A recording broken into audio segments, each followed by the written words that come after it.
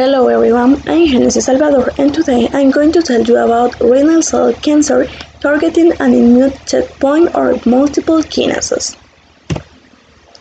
Introduction.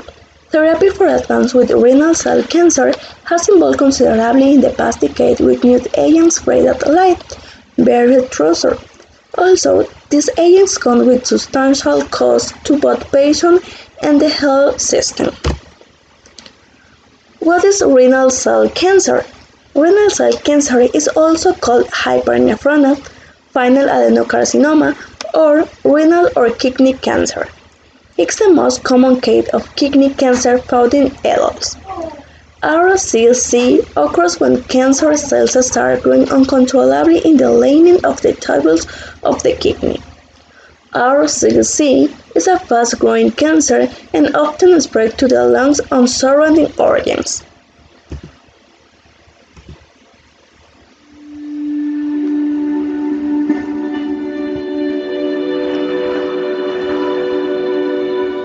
Renal cell carcinoma is the most common type of kidney cancer in adults. It accounts for approximately 3% of adult cancers, and the incidence has risen steadily by about 2 to 4% each year in the past few decades. It is effectively a collection of different types of tumors, each derived from the various parts of the kidney cell and displaying salient genetic characteristics, histological features, and, to some extent, clinical picture. When it metastasizes, it has the tendency to spread to the lymph nodes, lungs, liver, adrenal glands, brain, or bones. While the exact cause of renal cell carcinoma is unknown, there are risk factors that increase the chance of developing it, such as smoking, high blood pressure, family history of kidney cancer, and obesity. The chance of developing renal cell carcinoma increases with the age, and males have double the chance of having it compared to females. In a lot of patients, this cancer may not produce any symptoms for most of its course. Only about 10% of patients present with the classic triad of flank pain, blood in the urine, and lump in the abdomen. Other signs and symptoms may include unexplained weight loss, fever, night sweats, weakness, fatigue, nausea, and high blood pressure. Renal cell carcinoma is associated with a number of paraneoplastic syndromes, which are conditions caused by either the tumor hormones produced by the tumor or by the body's attack on the tumor. In about 20% of these patients, paraneoplastic syndromes are present, such as high blood calcium levels, high red blood cell count, high platelet count, and deposition of amyloid protein in one or more organ systems. To diagnose renal cell carcinoma, signs and symptoms and past medical history play significant roles.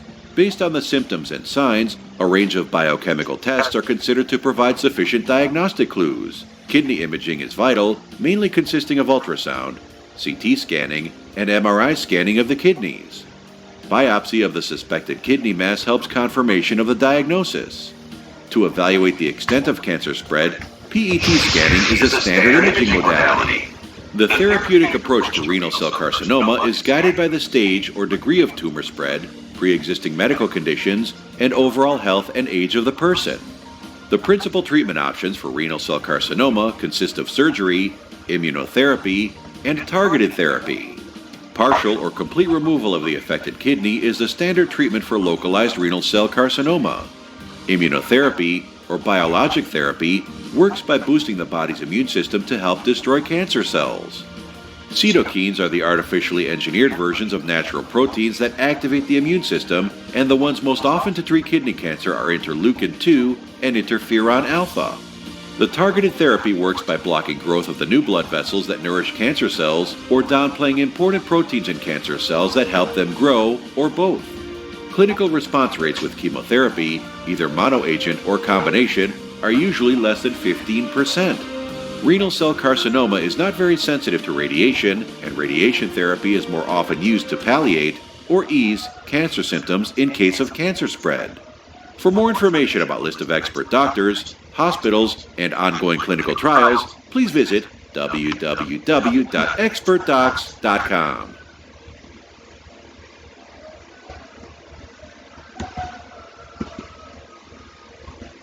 Causes. Medical experts don't know the exact causes of RCC. It's most commonly found between the age of 50 and 70 but can be diagnosed in anyone. There are some risk factors for disease, including family history of RCC, dialysis treatment, hypertension, obesity, smoking cigarettes, polycystic kidney disease, the genetic condition but hypolipidemic disease, and chronic abuse of certain prescribed and over-the-counter. Symptoms.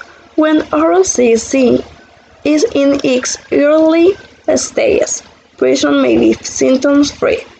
As disease progresses, symptoms may include a lump in the abdomen, blood in the urine, unexplained weight loss, loss of appetite, fatigue, vision problems, persistent pain in the side, and excessive hair growth in women.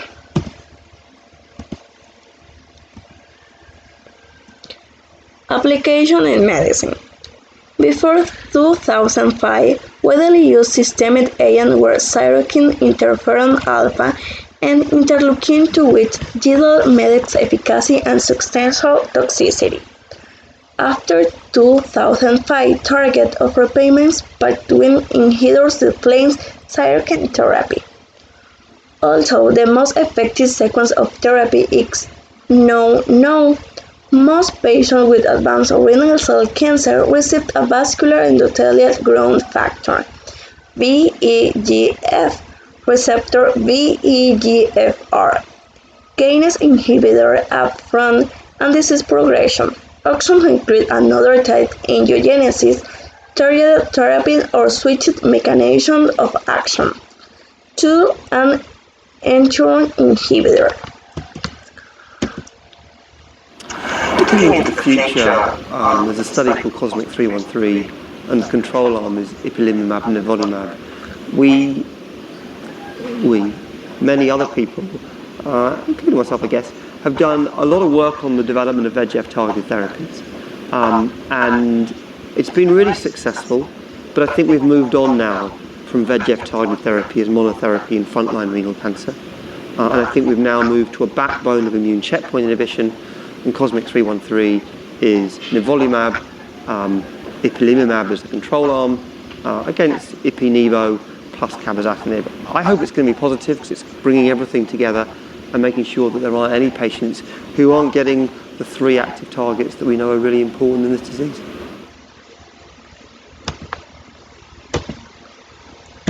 Pros and cons. Pros. Clinically relevant reduction in the risk of death, a higher tumor response rate, and lower incidence of high-grade treatment-related adverse events. Cons. More studies are needed to find the most effective vascular endothelial growth factor receptor kinase inhibitor with fewer adverse effects.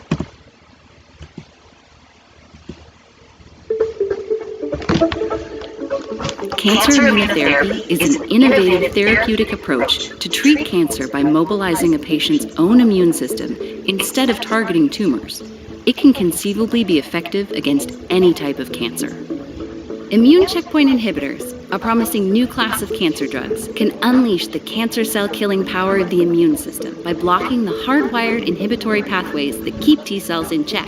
The effect can be enduring and long-term, allowing the body to respond rapidly should a tumor recur. Immunotherapy offers the potential to complement the high-impact short-term benefit of molecularly targeted therapy with a potentially more durable response mechanism.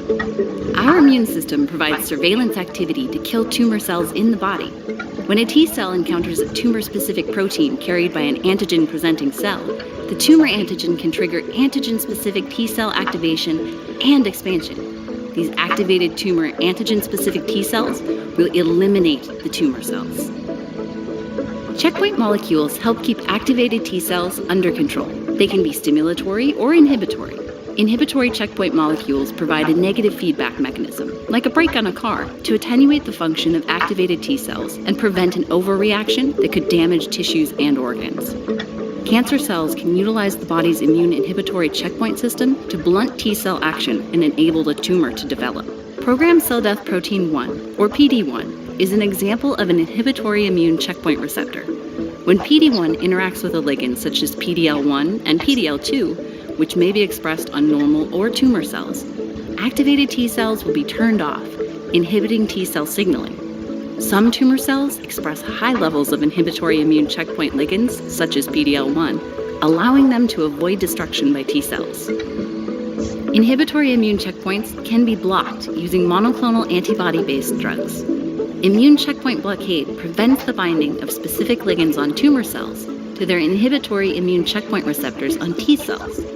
These powerful antibody drugs can significantly boost a patient's immune response to a tumor.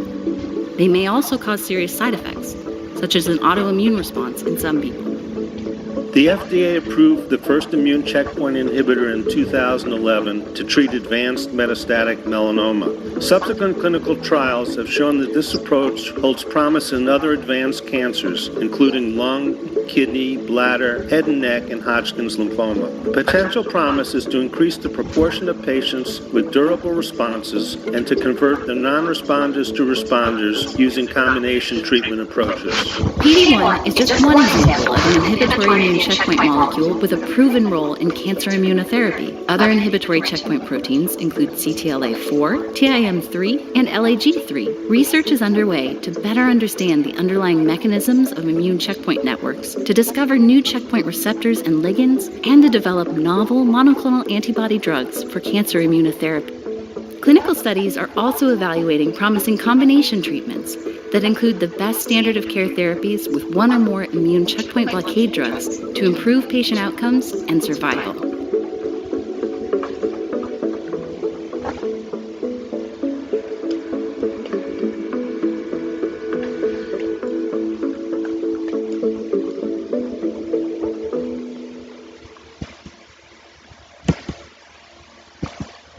Issue updated in Ecuador.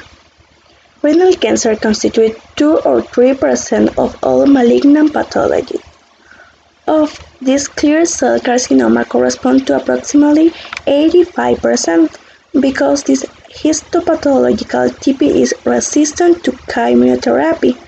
New molecules are used for treatment worldwide called target therapy, with significant results of progression-free survival and overall survival.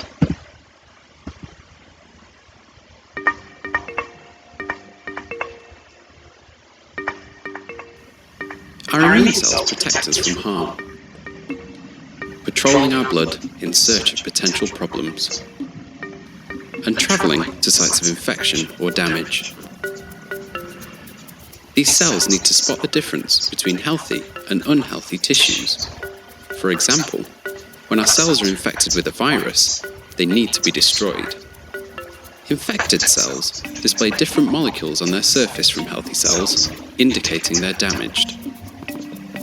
Immune cells can recognize these signs of disease and pass on instructions that tell the infected cell to self-destruct.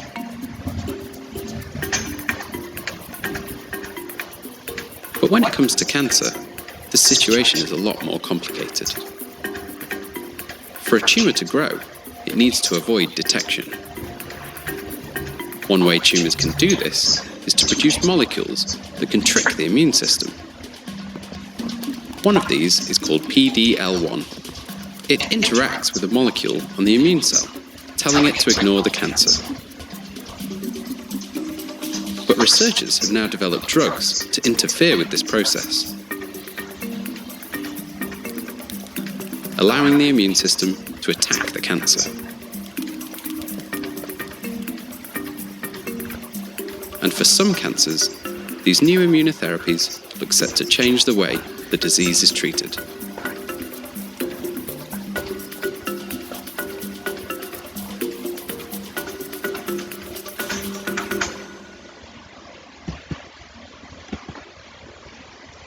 Conclusion.